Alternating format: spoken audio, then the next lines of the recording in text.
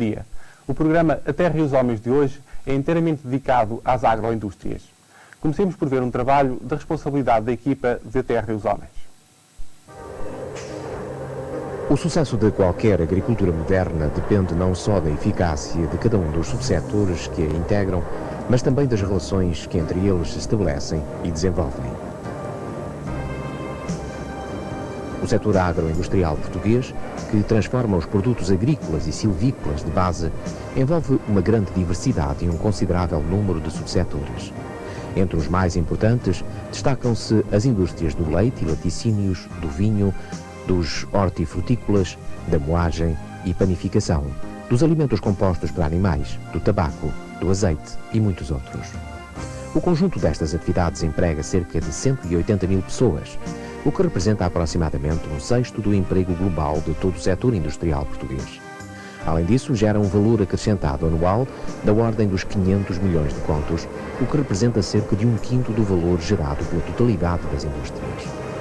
O peso real do conjunto destas atividades na nossa economia é, no entanto, muito maior do que a análise dos números deixa transparecer, uma vez que elas exercem efeitos sociais e económicos multiplicadores ao longo dos circuitos agroalimentares, desde a produção ao consumo, marcando forte presença no cotidiano dos portugueses.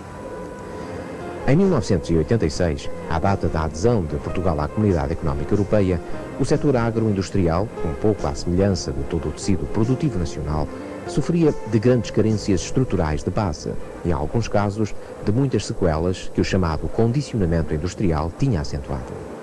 Algumas honrosas exceções não serviam senão para confirmar a regra.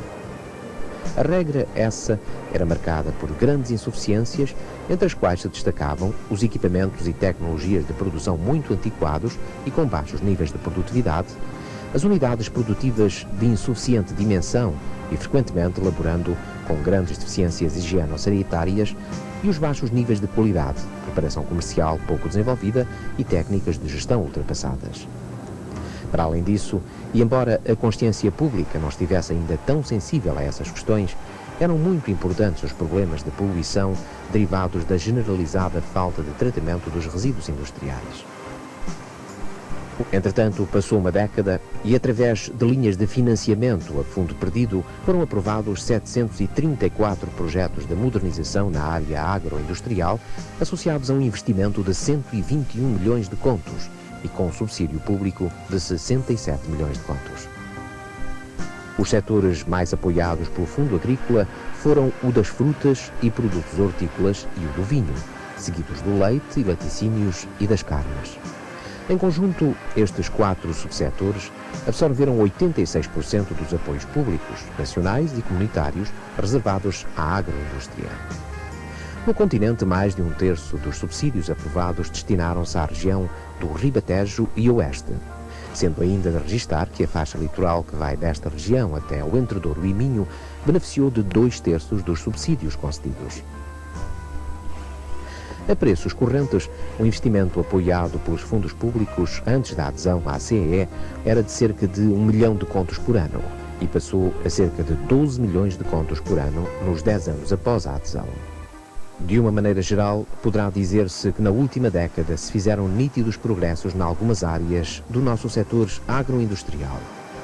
Melhoraram as tecnologias utilizadas, aumentou a rede de frio, melhorou a qualidade de alguns produtos, melhorou a produtividade e instalaram-se muitas estações de tratamento de resíduos com claras melhorias para o ambiente. Esta evolução, contudo, não chega para que possa dizer-se que hoje temos um setor agroindustrial forte, saudável e competitivo. Podemos considerar, de uma maneira sintética, dois aspectos, quer aspectos positivos, quer aspectos negativos. Portanto, o aspecto positivo do impacto foi permitir à indústria, através dos quadros comunitários de apoio e das linhas criadas para apoiar o investimento, quer o investimento produtivo no primeiro, quer agora o investimento, além de produtivo, também em áreas importantes como a logística, o marketing e a própria, as novas tecnologias de informação, criou uma nova dinâmica às empresas e uma possibilidade de se racionalizarem de uma forma que de outra maneira, sem esses quadros comunitários de apoio, não seria possível, dado as empresas não terem capacidade de investimento e estarem numa situações financeiras extremamente débeis para o poderem fazer por si só. Nos aspectos negativos, temos um período de transição muito curto, que deu pouco tempo às empresas para se prepararem para os desafios que a entrada no mercado comum lhes veio trazer e poderem enfrentar uma concorrência de uma dimensão completamente diferente, muito mais competitiva, quer a níveis de produtividade, quer a níveis das próprias produtividade aparente por trabalhador, e já empresas dimensionadas e reestruturadas, com as quais as nossas não estavam. Isso veio trazer com que o nosso, por outro lado, essa abertura veio com produtos bastante mais competitivos, produtos a custos marginais, porque muitos desses países viram Portugal como uma extensão do seu mercado e, portanto, puseram aqui produtos a custos marginais, a preços difíceis de competir, e que veio trazer à empresa perda de cotas, perdas de margens e dificuldades acrescidas para poderem sobreviver num período difícil de concorrência alargada. A concentração da distribuição alimentar é um fenómeno não só europeu, mas mundial. Em Portugal, o incremento das grandes superfícies passou a favorecer a lógica das importações e a condicionar fortemente as margens comerciais das nossas empresas. Além disso, a conjuntura económica nacional tem estado longe de favorecer a nossa agroindústria. Para além da sua fragilidade estrutural, o escudo forte e as altas taxas de juro foram e continuam a ser dois elementos desfavoráveis à sua competitividade, com importantes reflexos nos seus resultados económicos. Por esse conjunto de razões, são muitas as empresas que se debatem com situações financeiras preocupantes. Embora o Estado não deva, numa economia de mercado, intervir diretamente e estar a interferir diretamente com as empresas e deixar o mercado funcionar, mas tem um papel importante para apoiar e dinamizar a indústria portuguesa e para que esta indústria do setor não venha a desaparecer ou que de alguma maneira venha a ficar em mãos de capitais estrangeiros totalmente, de uma forma direta ou indireta. Portanto, a forma que o Estado tem de apoiar é com algumas medidas que podem ser concretas, apoiando as marcas portuguesas, a qualidade dos seus produtos, fazendo promoção dessas marcas e desses produtos através de certificação dos produtos, verificação da qualidade, um controle da própria lei da rotulagem e embalagem, evitando que o produto de Portugal seja inundado de embalagens de produtos que não vêm devidamente etiquetados e em condições de poderem estar no mercado, uma melhor fiscalização, inclusivamente, sobre a própria qualidade dos próprios produtos face do conteúdo, face à embalagem e à descrição que vem da embalagem.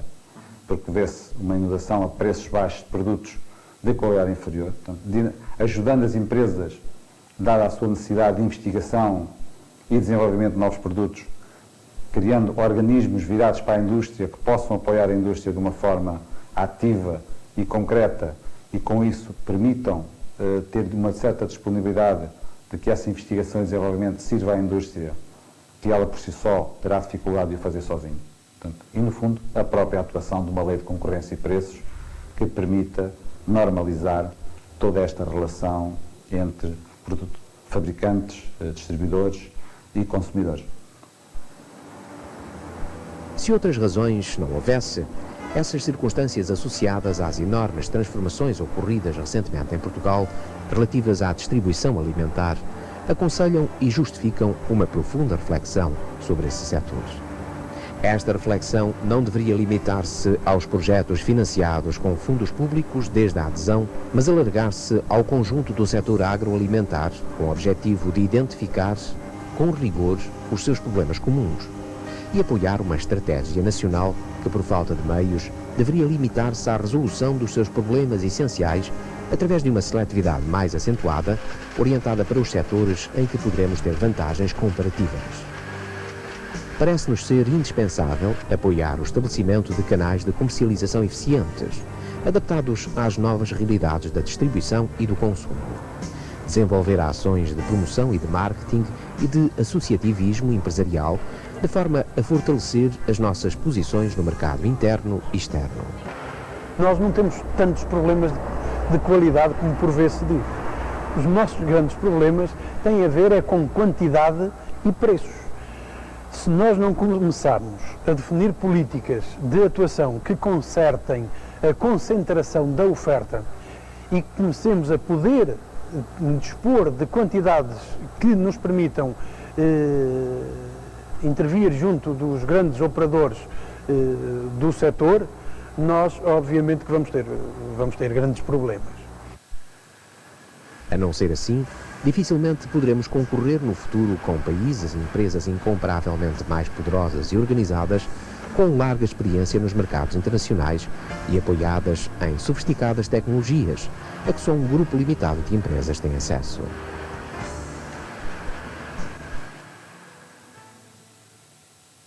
Para falar sobre o setor agroindustrial, convidámos o Dr. Vali Azevedo, Vice-Presidente do Instituto de Mercados Agrícolas e Indústrias Agroalimentares. Doutor, muito obrigado por ter aceito o nosso convite. O apoio público nacional e comunitário dispensado às agroindústrias nas últimas décadas foi muito significativo. Quais foram, na sua opinião, as consequências visíveis desse apoio? Bem, antes de falar das consequências visíveis dos apoios significativos concedidos nos últimos anos às agroindústrias, convém referir, ainda que de passagem, o que era o passado e o que era, de uma maneira muito genérica, o setor agroindustrial português. O setor agroindustrial português era um setor, sobretudo em termos comparativos com a Europa, praticamente inexistente. Não tínhamos, salvo algumas exceções em alguns subsetores de atividade, o que se chama uma indústria agroalimentar nacional. Por consequência, todos os apoios concedidos foram sobre uma base de partida extremamente débil. Por isso, temos que dizer com muita veemência que os apoios foram significativos, mas que os resultados também são sensíveis e podem ser vistos. A título meramente de exemplo, quero-lhe dizer que antes da adesão de Portugal, em 1986, não tínhamos nenhuma estrutura de abate de gado em condições de ser homologada, chamemos-lhe assim, em termos europeus. Hoje em dia, apesar de alguns, chamemos-lhe, desvios de percurso, apesar de algumas situações que poderiam não ter acontecido, temos o país coberto com estruturas de abate com matadores suficientes para apoiarem o regular escoamento da nossa produção. Temos, por exemplo, também uma indústria de tomate perfeitamente apetrechada, sob o ponto de vista tecnológico, para concorrer com as suas congêneres europeias. Temos, por exemplo, ainda no setor do vinho, todo um conjunto de instalações que, nesse mesmo ano de 86, à altura da adesão, não estavam minimamente em condições de ser comparadas ao que se passava lá fora, nomeadamente com os nossos colegas europeus. Hoje em dia, no setor do vinho, a maioria das adegas está em condições de competir em termos infraestruturais com as adegas dos nossos concorrentes mais diretos. Pensa então que os regulamentos comunitários estavam bem adaptados às necessidades da transformação e comercialização das indústrias portuguesas? Não. O que eu disse de positivo que aconteceu não quer dizer de maneira nenhuma que houvesse um ajustamento de instrumentos em relação às necessidades de política de apoio ao setor. Aqui há que referir um aspecto também muito interessante e em que a própria Comissão, no meu ponto de vista, tem andado um pouco desajustada das verdadeiras necessidades, não só da nossa agroindústria, como também da agroindústria europeia. No nosso caso, com mais acuidade, devido ao nosso atraso. Mas os regulamentos comunitários de apoio a este setor de atividade são regulamentos que, como disse já de alguma forma, estavam muito voltados e continuam a estar muito voltados para apoios a infraestruturas, a betão armado, a equipamentos. E, de facto, hoje em dia, num espaço de economia completamente aberto, num espaço de economia global, há outros fatores, o que a gente na gíria chama fatores dinâmicos da competitividade, que não passam pelo apoio ao edifício, que não passam pelo apoio ao equipamento. Passam, por exemplo, com o apoio à organização, com o apoio ao reforço da capacidade de gestão, com o apoio ao design, com o apoio ao controle de qualidade, com o apoio à promoção dos produtos. E não há, no manancial de instrumentos da comunidade, nenhuma direção neste sentido. Quero dizer, se me permite, que, apesar de tudo, no Ministério da Agricultura, aproveitando uma maior sensibilidade do mundo industrial propriamente dito a estas questões, já no PDIP1, mas a forma articulada, porque, enfim, embora de ministérios diferentes, há uma articulação, obviamente, dentro da administração, nós fizemos essa articulação com o PDIP1, que cobria alguns dos apoios a este tipo de fatores dinâmicos da competitividade. Mas esses apoios foram insuficientes, ou seja, há muitas empresas do setor agroindustrial que estão em dificuldades neste momento. Acha que é por insuficiência desse tipo de apoios? Nomeadamente também por insuficiência desse tipo de apoios. Não só, mas também. Por isso é que, neste segundo quadro comunitário de apoio, o Ministério da Agricultura, até porque os problemas industriais, porque estamos a falar de empresas industriais, são muito semelhantes, quer seja o domínio têxtil, quer seja o domínio agroalimentar.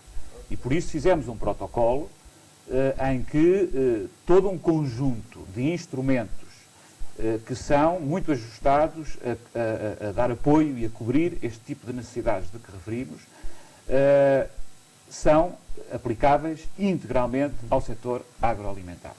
E de resto estamos, neste momento, já numa fase, chamemos assim, de cruzeiro de aplicação do quadro comunitário de apoio 2 e estamos a sentir a resposta das unidades agroindustriais a este tipo de instrumentos. E por isso estamos fortemente convencidos que vai haver uma melhoria qualitativa extremamente importante neste novo período de adaptação e neste novo período de desenvolvimento, precisamente na base deste tipo de fatores dinâmicos da competitividade. A seguir ao saber produzir é preciso saber vender e ter uma estratégia de mercado. Certo. É essa a futura linha de atuação do setor? Tem que ser cada vez mais essa a linha de atuação, porque senão, de facto, corremos o risco de termos obra muito bonita, mas não sabemos vender e, por isso, as empresas, mais tarde ou mais cedo, fecham as portas. Muito obrigado, Sr. Como habitualmente, vamos agora ouvir o comentário sobre o tema de hoje de um dos autores de A Terra e os Homens. Hoje será o professor Francisco Avilés. Uma das principais contribuições da indústria agroalimentar para o desenvolvimento socioeconómico é o efeito dinamizador que poderá exercer sobre as atividades de produção agrícola das regiões onde se abastece. A evolução recente das nossas agroindústrias parece, no entanto, pôr em causa este tipo de contribuição, já que uma parte crescente das matérias-primas por elas utilizadas é obtida através das importações. A razão justificativa de tal evolução é fácil de entender na ótica das empresas agroindustriais. A necessidade de garantirem a sua competitividade no mercado aberto obriga-as a abastecerem-se nas quantidades e qualidades desejadas a preços o mais reduzidos possível. O que nem sempre são bem entendidas são as razões pelas quais os agricultores portugueses têm tido uma dificuldade acrescida para competir com as matérias-primas importadas. Tal interpretação tem levado à conclusão simplista de que a nossa agricultura não tem condições para ser competitiva e que, portanto, não vale a pena continuar a apostar na sua modernização. Existem, em minha opinião, pelo menos 4 fatores exógenos ao setor agrícola português que explicam, no essencial, a enorme dificuldade que os nossos agricultores têm sentido face à concorrência externa. Em primeiro lugar, a sobreposição do escudo ao tornar mais barato no mercado interno os produtos importados constituiu um rude golpe na capacidade de competir da nossa agricultura. Em segundo lugar, a prática por parte dos restantes Estados-membros de ações claramente lesivas das regras da concorrência vieram criar ainda mais dificuldades aos nossos produtores. Estou a pensar concretamente em subsídios de transporte e outros que, de uma forma mais ou menos encapotada, têm sido utilizadas para apoiar algumas das agriculturas que mais diretamente connosco concorrem. Em terceiro lugar, a persistência de preços de fator de produção agrícola mais elevados em Portugal do que nos restantes Estados-membros tornaram ainda mais difícil a capacidade de resposta dos nossos agricultores.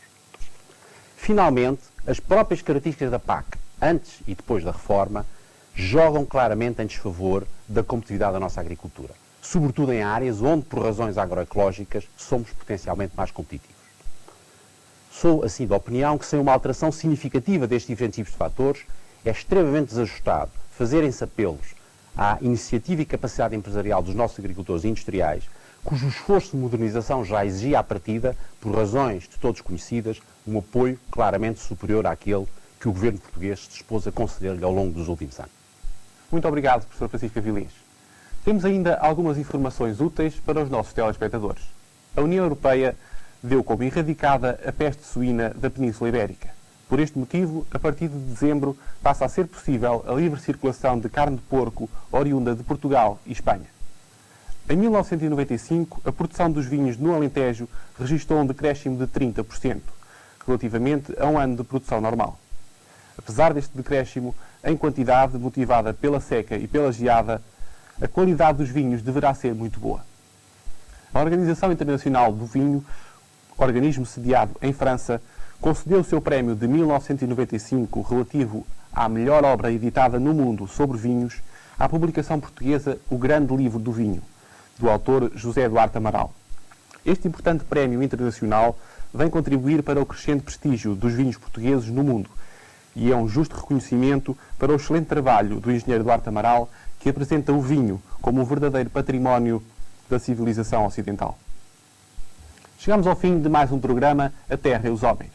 O próximo programa será, como habitualmente, transmitido no próximo domingo. Tenham um bom dia e esperamos por si no próximo programa.